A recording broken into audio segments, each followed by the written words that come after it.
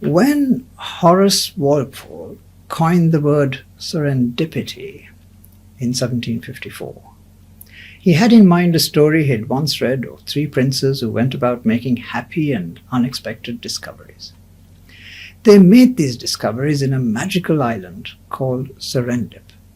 This, of course, was the classical Arabic and Persian name for Sri Lanka. It was, after all, the Arabs who connected us to the Western world, at least until the Portuguese got here. The word serendipity gets used rather a lot across the English-speaking world nowadays, but I suspect most people who use it have no idea of its link to our island, the island on which I myself have spent most of my life making happy and unexpected discoveries. The people of Sri Lanka were, of course, familiar with the island's biodiversity well before the arrival of the Portuguese in 1506. There was already a taxonomy for the plants and animals of economic or medical importance. The many species of wild cinnamon, for example, each had a distinctive descriptive name: Rasakorundu, Kahatakorundu, Kapurukorundu, Katukorundu, Valkorundu, and so on. The Portuguese, of course, spent the century and a half for which they occupied this country engaged in procreation, proselytization, and plunder, with a bit of trade on the side. The Dutch, however, arrived in this country at the dawn of the Enlightenment. Spinoza and John Locke, for example, were just beginning to strut their stuff in Europe. The age of discovery was dawning. And so it was in 1669 that the Dutch East India Company decided to establish two botanic gardens in Sri Lanka, one at Jaffna and the other in Kaluthara, for the cultivation of medicinal plants. They chose these two sites not only because of their very different climate in the northern arid zone and the heart of the southwestern perhumid wet zone, but because they were relatively safe. In those towns, after all, they had inherited forts already built by the Portuguese. And to supervise these gardens, they sent to Ceylon in 1672 a 25-year-old physician named Paul Hermann. He changed everything. How come, you might wonder, this sudden interest in medicinal plants?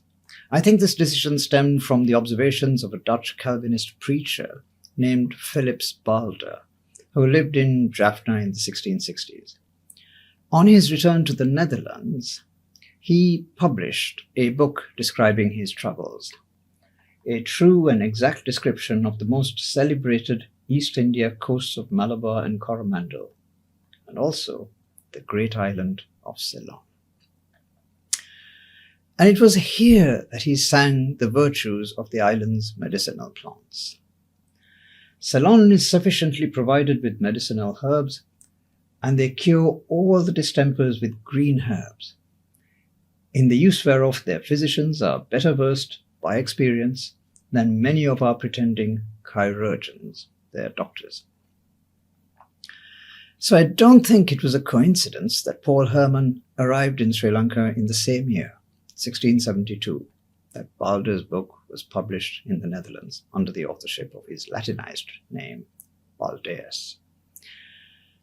Hermann went on to live here collecting plants and learning to speak and write Sinhala for the next 7 years. All the plants he collected was from the western region of the island, which was controlled by the Dutch. The center of the country, and the east, of course, was controlled by the Kandyan Kingdom, and no white man ever dared venture too far inland. Robert Knox, after all, was a prisoner of Raja Singha II at precisely this time. Hermann collected about 1,000 species of plants during his 7 years in Sri Lanka, pressing them into herbarium sheets like this one. This, of course, is the Na tree, and it was from the specimen Hermann collected, based on Hermann's description of the wood, that Linnaeus later coined the species name Ferrea, the Latin for iron, the ironwood tree. Now, 250 years later, these sheets are still beautifully preserved in several European museums. Based on this collection, Hermann wrote the first formal botany of Sri Lanka, Museum Zellanicum, which was published, though after his death, in 1717. You can see a typical page on the right, where he gives the Sinhala name for every species. In 1737, Johannes Berman, aged just 30 at the time, a young botanist, published Thesaurus Zellanicus, a botany of Ceylon, based on a part of Hermanns' collection. Linnaeus, the great Carl Linnaeus, of course, and Berman were close friends. They were both about the same age, about 30 years old at the time, and unmarried. So Linnaeus moved into Berman's house and lived with him while Thesaurus Zellanicus was being written. And although Linnaeus was not formally a co-author of the book, it was very much a joint work. And then, in 1747, Carl Linnaeus himself published his Flora Zellanica, which is perhaps the founder work of Sri Lankan botany. And so it was that in the space of just 30 years, between 1717 and 1747, three of the world's greatest botanists, not least Linnaeus, the greatest of them all, published books on the flora of this little island in some remote part of the Indian Ocean. It was an incredible coincidence. It was an incredible achievement, if you will, and placed Sri Lankan botany front and center in the world map. Here you can see pages from these books that describe various species of cinnamon in Sri Lanka's rainforests. And just to be sure, both Hermann and Berman provided clear drawings of many of the species that they collected. And so it was in 1753 when Linnaeus finally published his Species Plantarum, the plants of the world, the official starting point of botanical taxonomy, that Sri Lanka came to be very well represented. Berman, Linnaeus, and later botanists drew on the Sinhala names that Hermann had written down when it came to coining new names, new Latinized names in botany. Here's a few of them, but I'm sure there are many more. Something that I find striking about Hermann's work is just how many exotic plants had arrived in Sri Lanka from as far away as the Americas by 1672. That's the year Hermann arrived in Colombo. The custard apple, guava, cashew nut, capsicum, and of course the chilies that give our curries such distinction. The other thing, of course, is Hermann's notes on the Sinhala language and script, his manuscript on Sinhala vocabulary, the Sinhala alphabet, a glossary of medical terms, and a description of cultural practices. These were all deposited together with his plant collection in the Natural History Museum in London. But sadly, they've since been lost or misplaced. That's a great loss to our heritage. If it were to be found one day, it might shed as much light on that period of Sri Lanka's history as Robert Knox's historical relation of Ceylon. Because Knox himself didn't evidently learn Sinhala, or gave no evidence of having done so, though he must have done.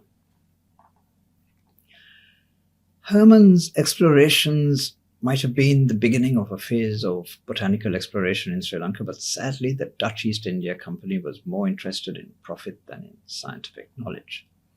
So it came to be that in Sri Lanka itself, natural history exploration went into something of a decline. In fact, there is no evidence of any interest at all for almost the next century. And then, close to the end of Dutch rule in Sri Lanka, there arose a renaissance of sorts, and from a most unlikely quarter. It brought with it another great collaboration, this time in the service of zoology. The prime mover in this enterprise was Johan Gideon Loughton. Loughton was the Dutch governor of Ceylon in the 1750s, and he was also a serious amateur naturalist. He was perhaps Sri Lanka's first serious ornithologist. He established a small zoo, a menagerie, in the grounds of the governor's castle in Palyagoda, and stocked it with birds and mammals brought from all over the island, some from India. It seems he was something of an intellectual, because he had a serious interest not just in science and natural history, but also in meteorology, archaeology, cartography, mapmaking, and so on. He was in Sri Lanka for just 5 years, but during that time, he encountered a local surveyor by the name of Peter Cornelis de Bevier, who was also an amateur artist of some distinction. Although he himself was a competent artist, Loughton commissioned de Bevier to illustrate the animals in his menagerie, in his collection. These drawings, which are now in the library of the Natural History Museum in London, are to Sri Lankan zoology what Hermanns' Collection was to botany. Several zoologists went on to describe and name new species for the first time based on these drawings alone. Astonishingly, for a Dutch governor of Ceylon, Loughton is commemorated by a monument in Westminster Abbey in London. And of course, Loughton will always be remembered by us in Sri Lanka by the sunbird that Linnaeus named in his honor. And so it was that the foundations of natural history exploration in Sri Lanka were laid during the Dutch period, but it was to be the British, in their pursuit of orderliness, that took this enterprise to the next level.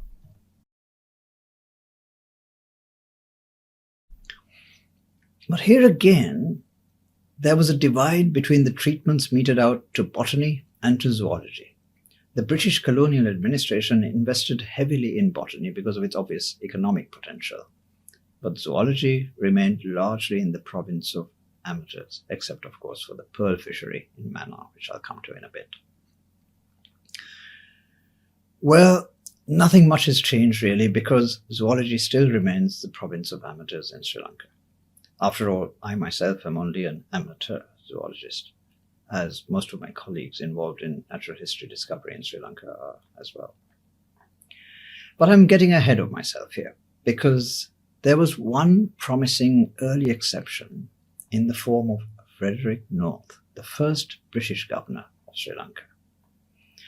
North got this plum job purely as a result of nepotism. His father was not only an earl, but also a former Prime Minister of England. So, what's new, you might think?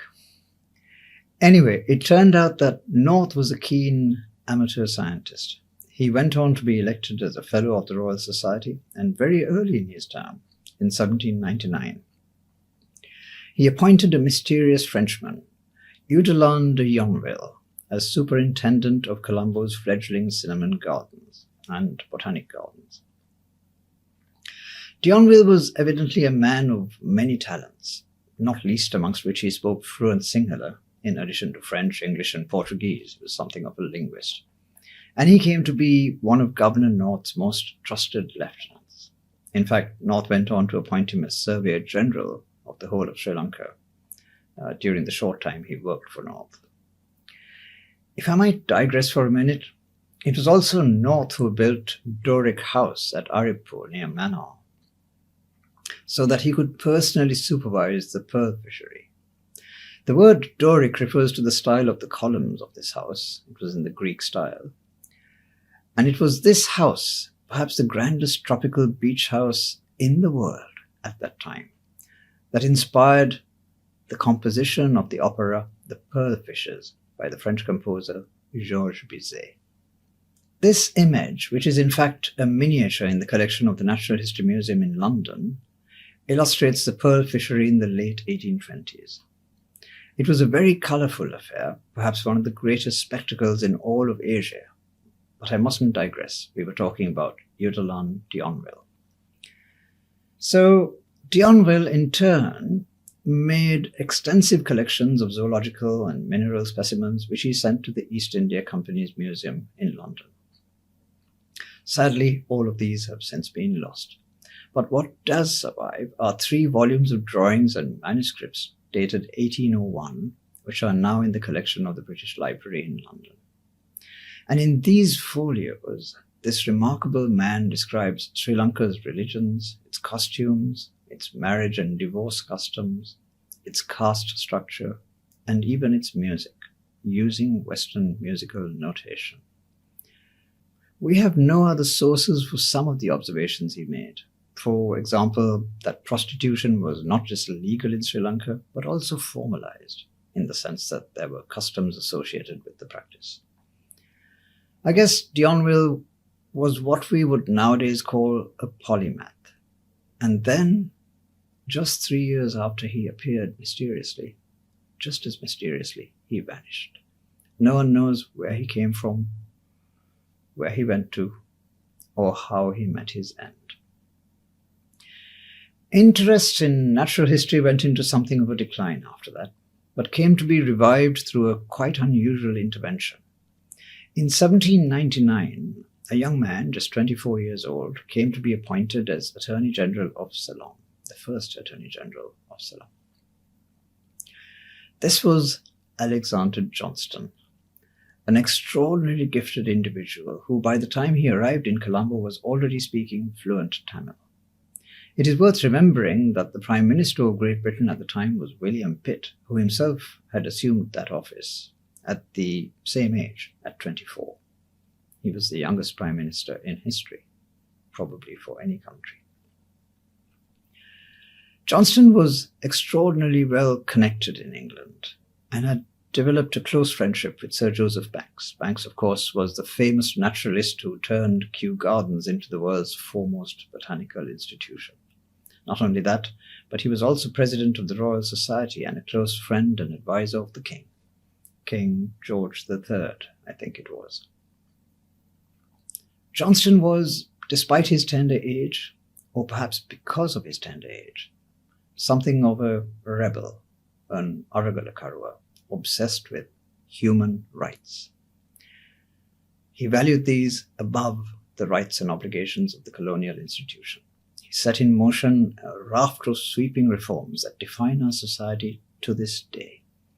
Trial by jury, religious freedom, the abolition of slavery, or Rajakarya as it then was, universal public education, the employment of native Sri Lankans by the colonial government, and so on. This was more than 200 years ago. Of course, many of these ideas came to be codified into law and practice only with the Colebrook-Cameron reforms in 1835 and the years following.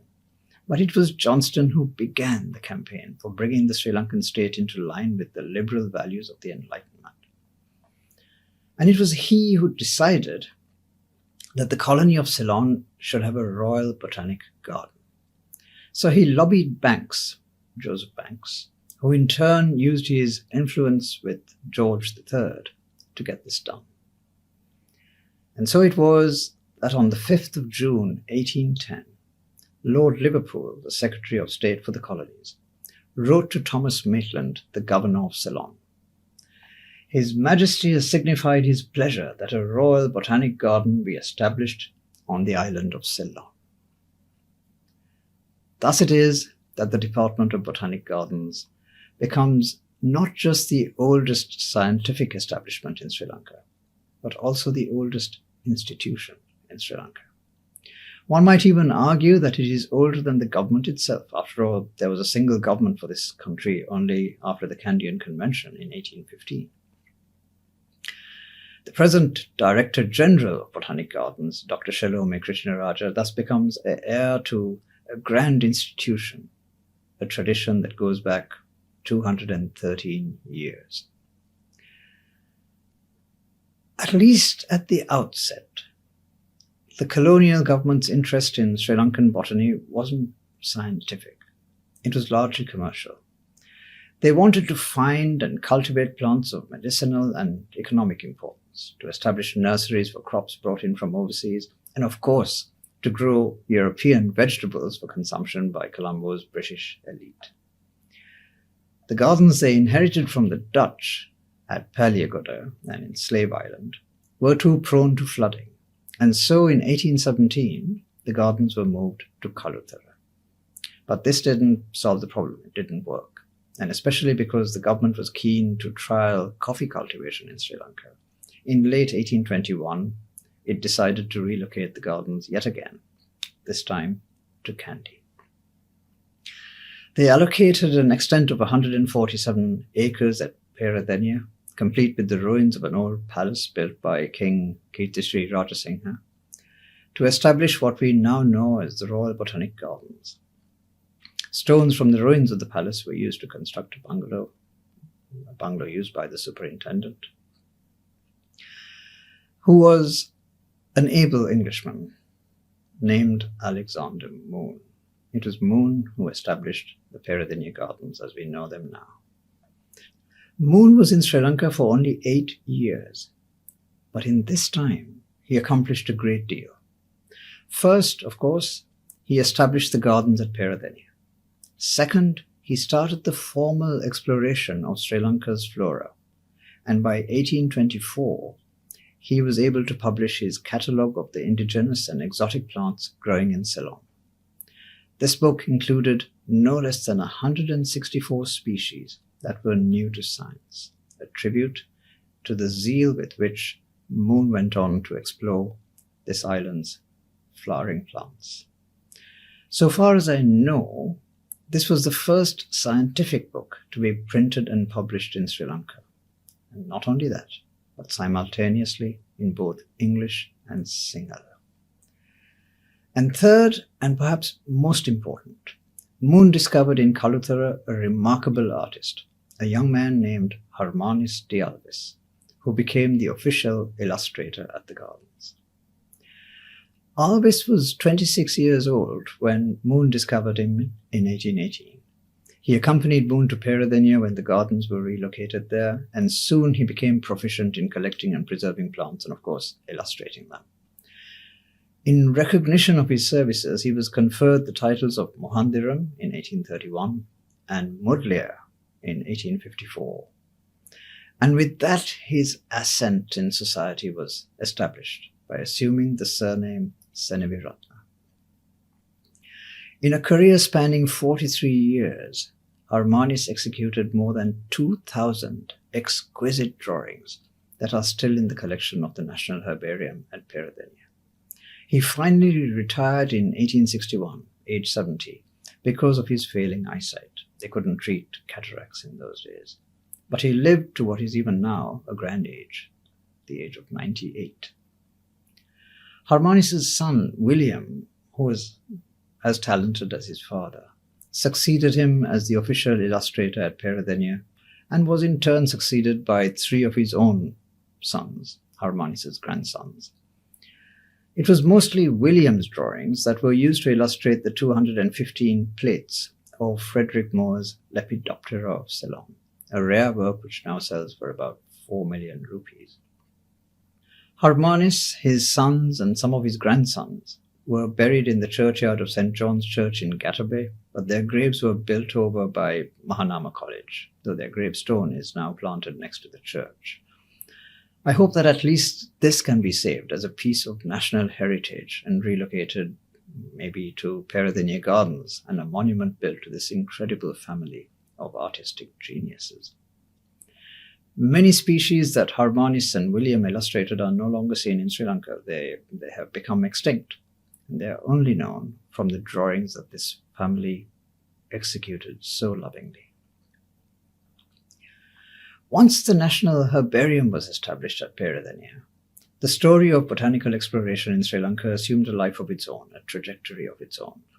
From there, the path was relatively straightforward to the publication of Henry Tremend's magnificent Handbook to the Flora of Ceylon, which was issued in 5 volumes from 1893 onwards.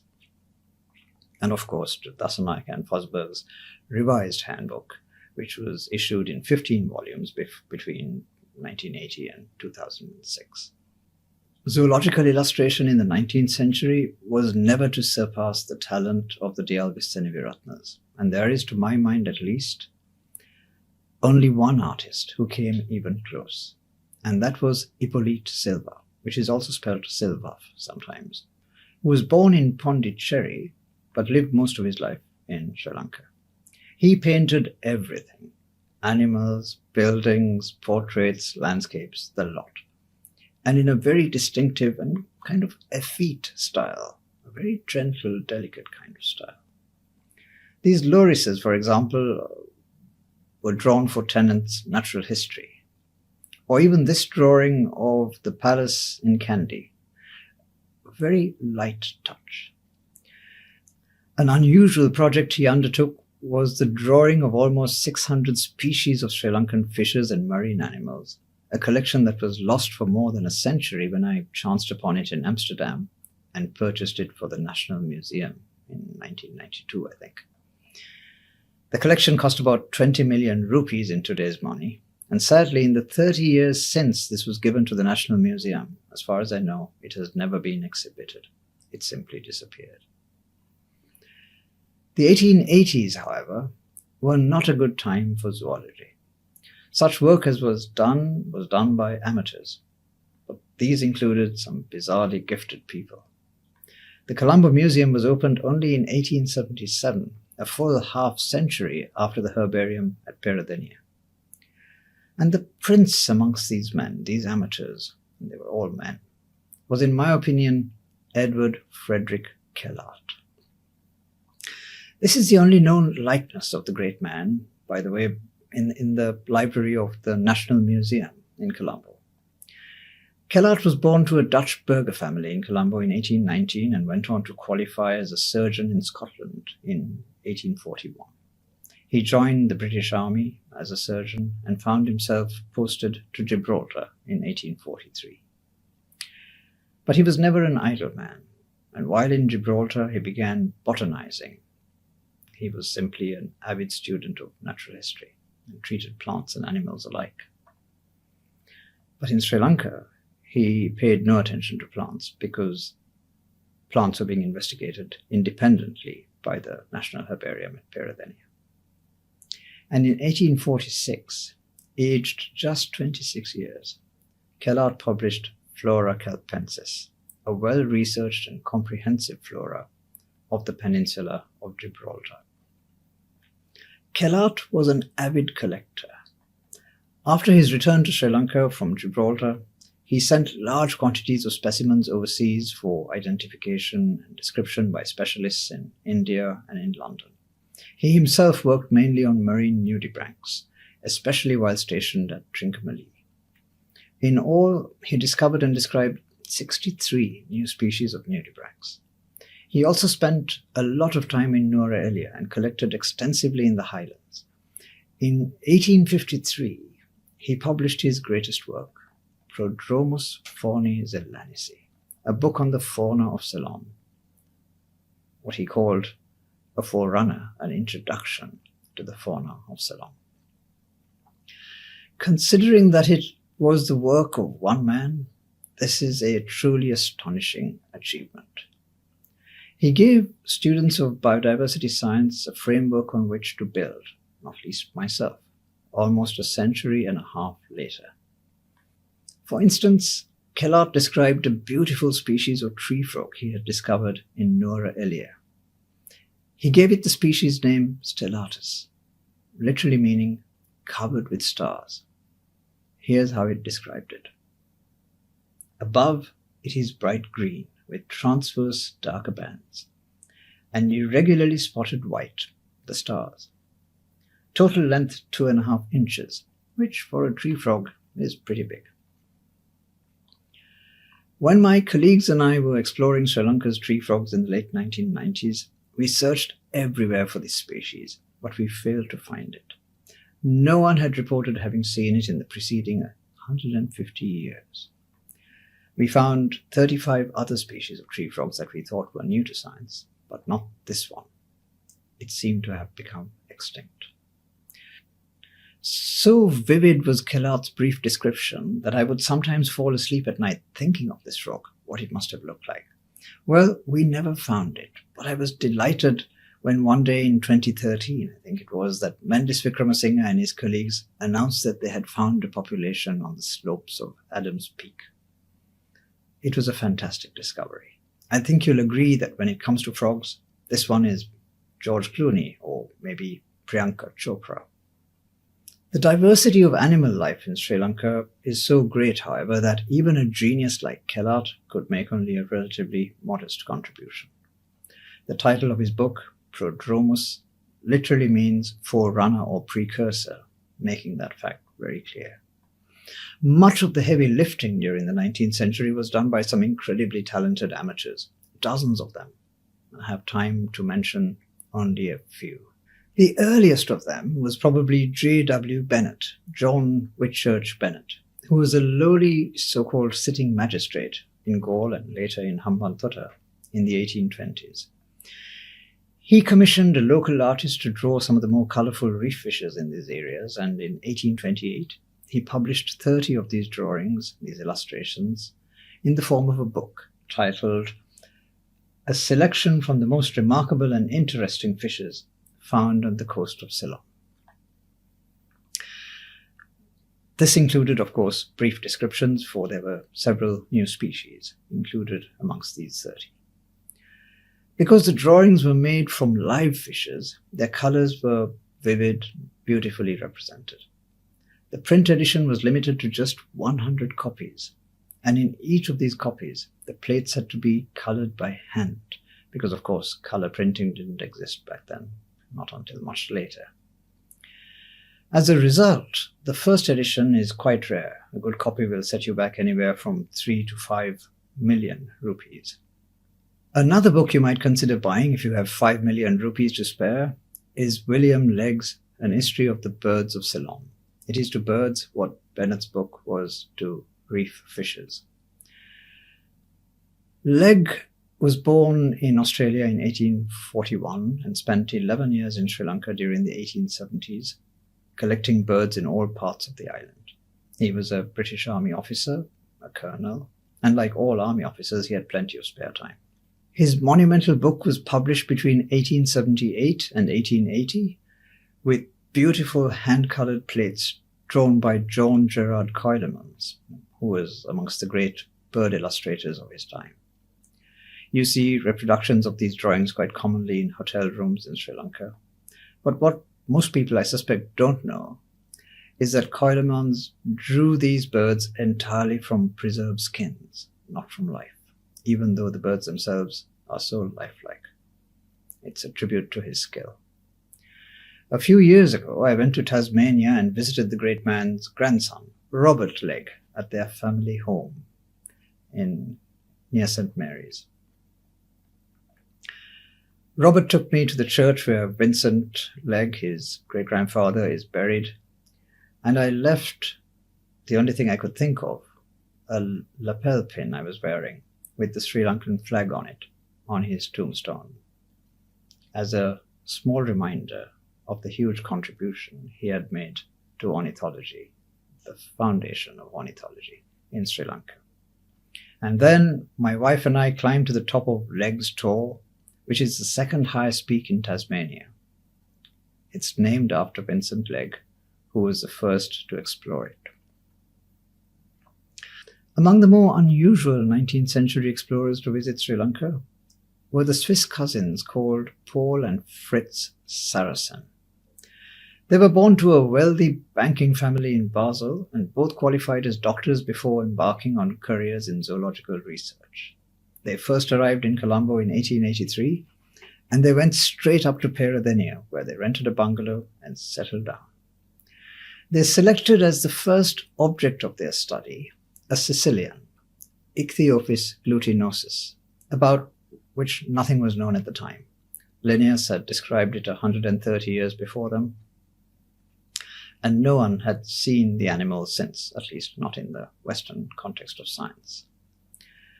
Naturally, they engaged the island's foremost biological illustrator, William Delvis Seneviratne, to execute their drawings. And from their base in Kandy, the Saracens undertook 9 trips on foot to the farthest regions of Sri Lanka, Colombo, Nuwara Eliya, Trincomalee, Batticaloa, and so on, a distance they estimated to be in excess of 1,000 kilometers. Many of you, I suspect, would find some of their research in Sri Lanka to be absolutely revolting. For example, to test Ernst Haeckel's hypothesis that ontogeny recapitulates phylogeny, they shot a series of 20 pregnant cow elephants at various stages of gestation so that they could examine the fetuses. By then, even they were disgusted by this kind of science and abandoned the enterprise. They also secretly excavated the graves of Vaddas and stole skulls, which they took back to Europe for analysis. The results of their 3 visits to Sri Lanka were published as a 6-volume work between 1887 and 1912. The photographs they took in Sri Lanka are now in the collection of the Natural History Museum in Basel, in Switzerland.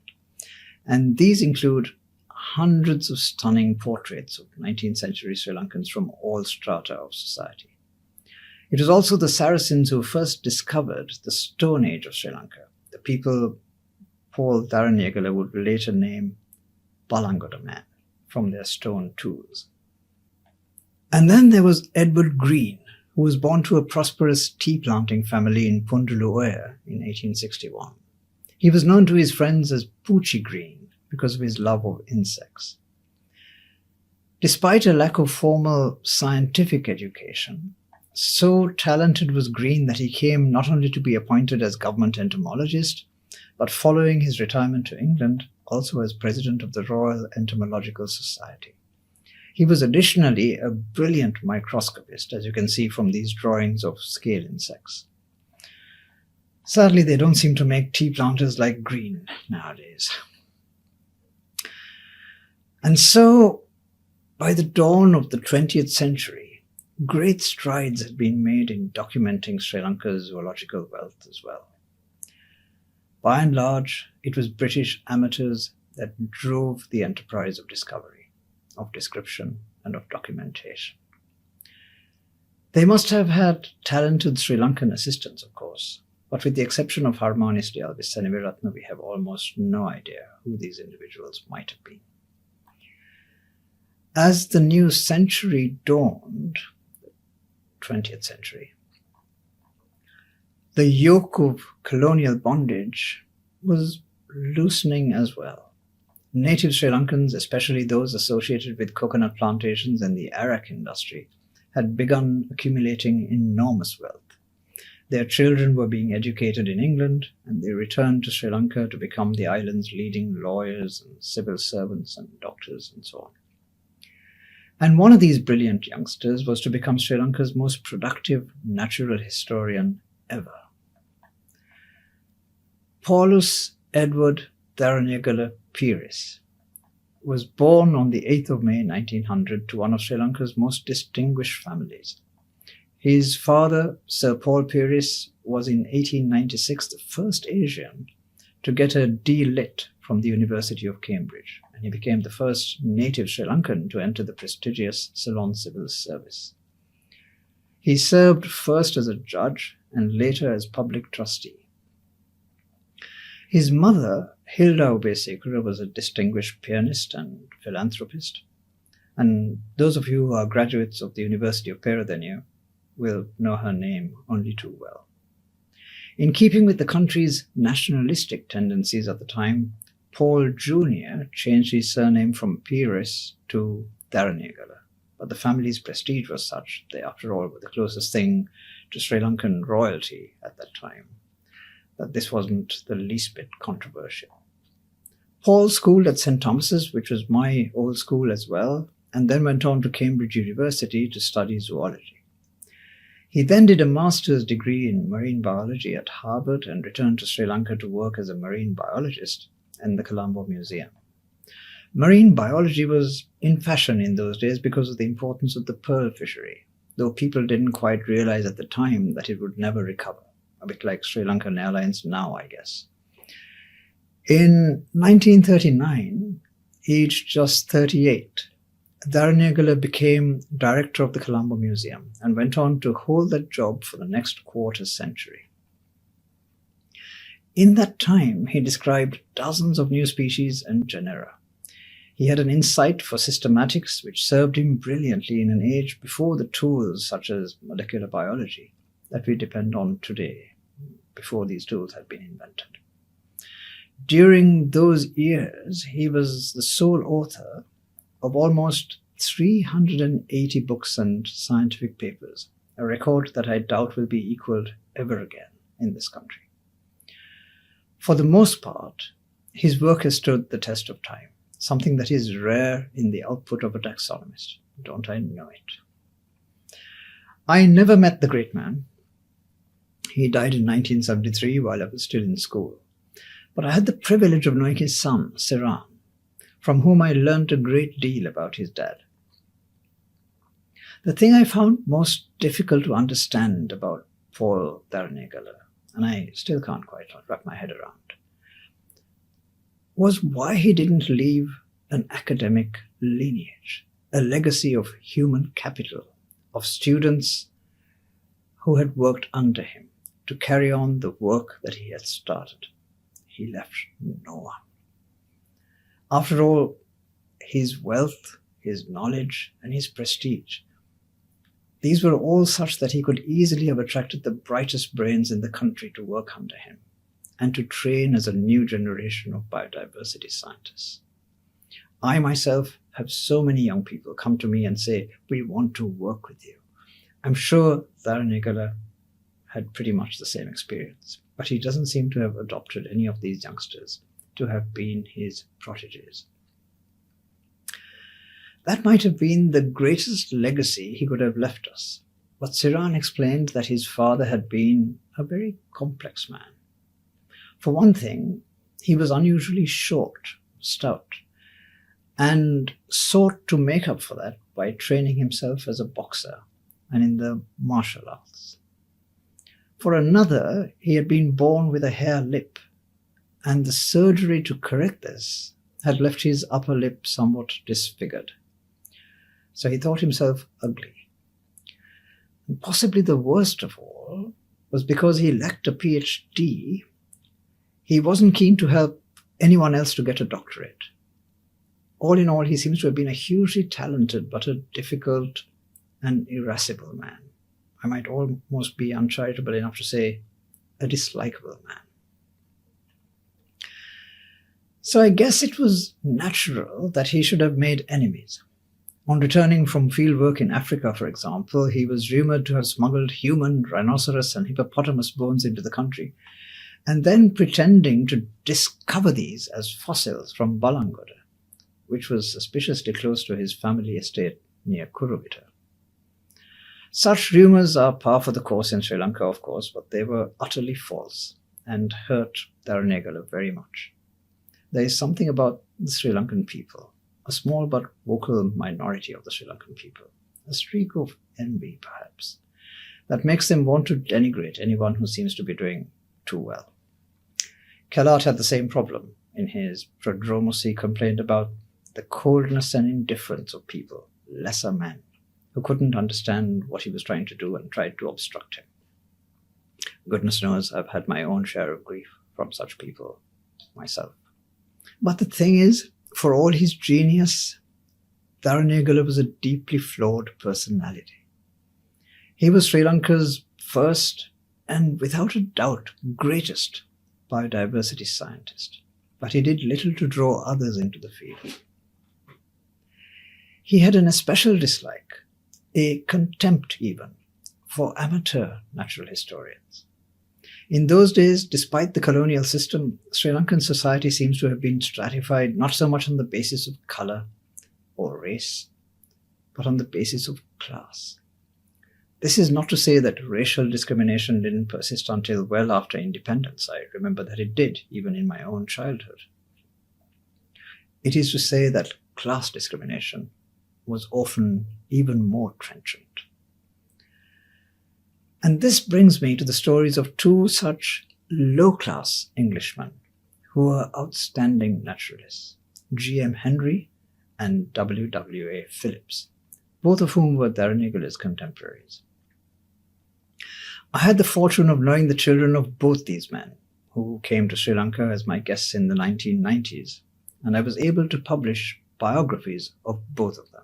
G.M. Henry was born in 1891 to the family of an unsuccessful, a struggling English tea planter in Kandapura, as a result of which he received no formal education. The family was too poor to afford school, and so Henry was tutored for the most part in estate schools and by casual tutors who happened to be clerks on the same estate, for example.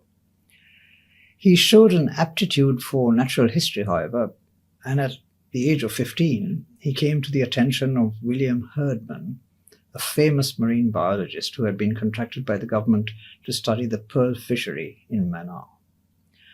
Herdman recruited Henry as an assistant, and in the course of this work, young Henry happened to meet Joseph Pearson, who was director of the Colombo Museum. Pearson immediately spotted the talent in Henry and took an interest in the boy, and by the age of 20, Henry became an assistant in entomology at the museum, and he continued in service for the next 35 years. He had no O-levels, he had no SSC, he had no education, but he was a brilliant man.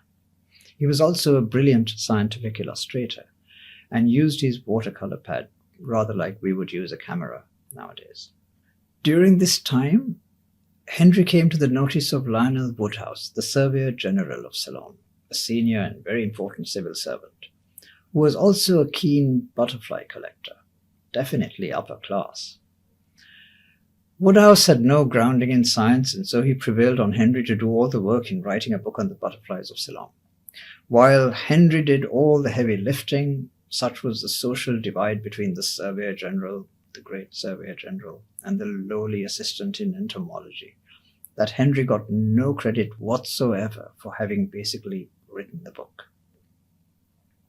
His name doesn't appear anywhere in the first edition of Woodhouse's Butterfly Fauna of Ceylon, not even as a credit or an acknowledgement.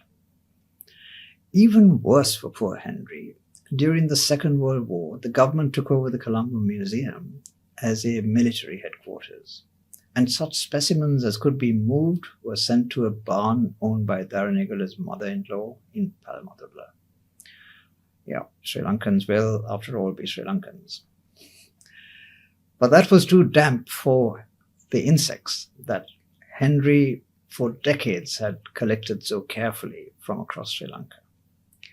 And the insects started being damaged by mold. So they were shipped from there to Jaffna. As a result of this toing and froing, a lot of the museum's insect collections were damaged, destroyed, or lost. But it got worse. The fate of the rest of the specimens, including all the mountain birds and mammals, was worse. Here's what Henry wrote about what happened when the army took over the Colombo Museum. Soldiers carried glass cases and their contents to the upstairs veranda, and they heaved them over the edge into the gardens below. Stuffed animals and birds were heaped on the open ground behind the building and burned with the wood of the cases. Tragically, in taking over the museum, the army destroyed hundreds of valuable specimens, including, as it happened, the type specimen of Legg's hawk eagle.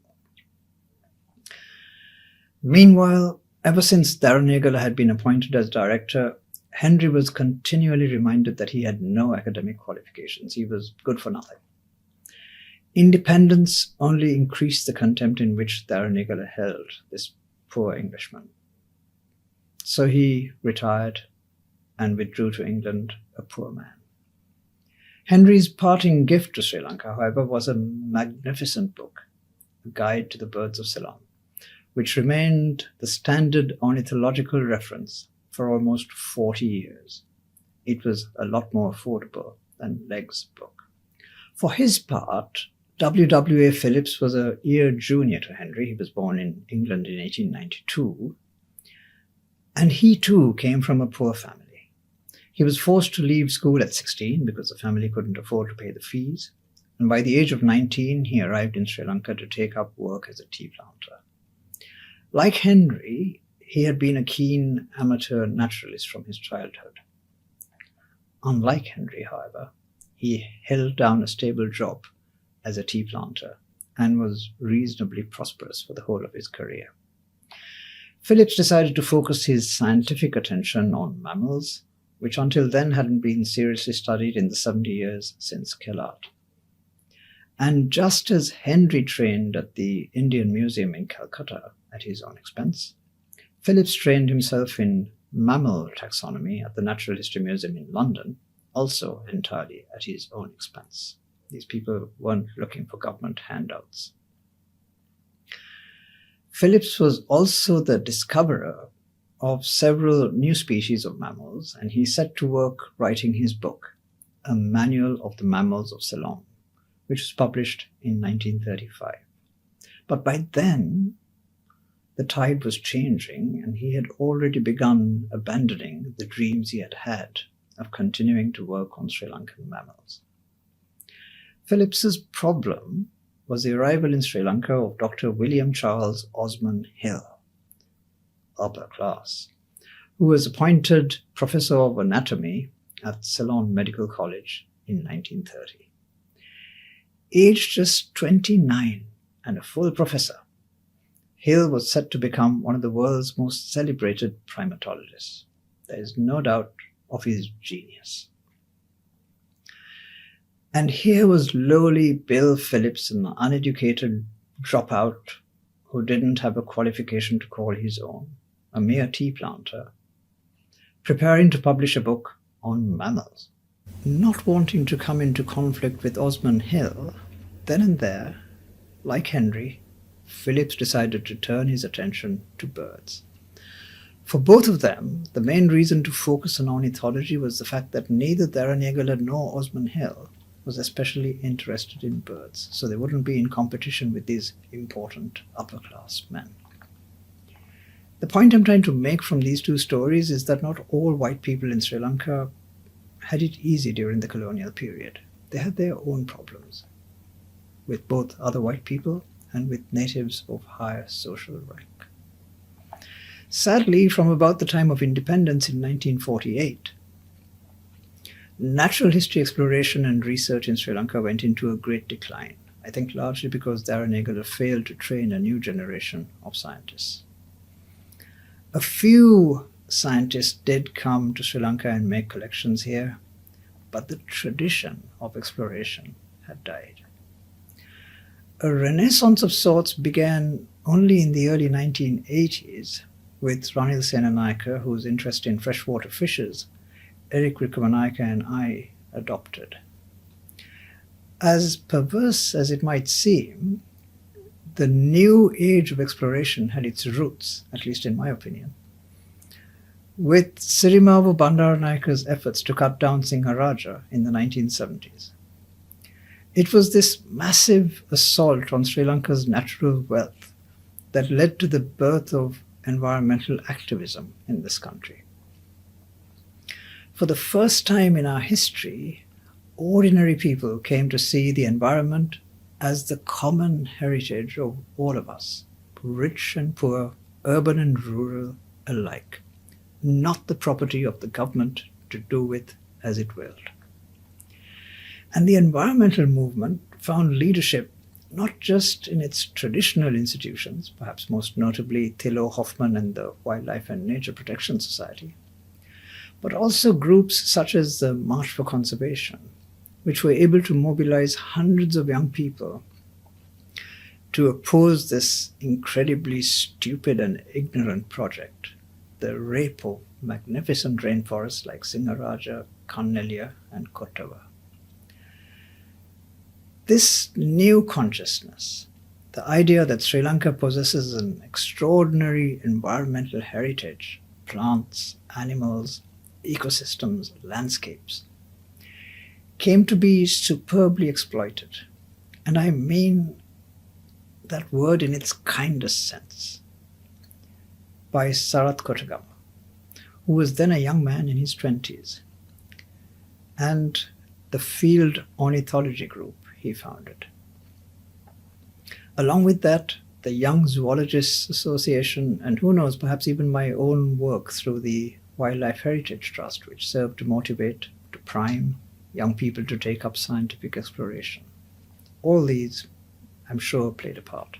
People in rural Sri Lanka were, for the first time, able to engage in this activity, in the acquisition of scientific knowledge, in their mother tongue, in Sinhala. Bird-watching, for example, ceased to be the pastime of an urban elite and moved to the village. People like Anselm de Silva in Peradeniya, Dhammasri Kandambi in Gaul, and so-called Hiare group led by Madhura de Silva. They all deserve huge credit for inspiring so many young people to become competent biodiversity explorers. Today we have dozens, hundreds even, of young, scientifically literate naturalists who are exploring our island's vanishing ecosystems and describing their riches before it is too late. I suspect that there are not many fields of human endeavor in this country in which someone my age can look back and honestly say, we've left things in a better state than we found them. Well, I don't have the slightest doubt that biodiversity exploration and research in Sri Lanka are now infinitely better placed than they were when I first engaged with this science back in the 1980s. The talent and the zeal I see in our younger generation is nothing short of eye-watering, and I don't doubt for a moment that serendipity awaits them. Well, I think I'll leave it there and take any questions or remarks you might have to offer. Thank you. Thank you very much.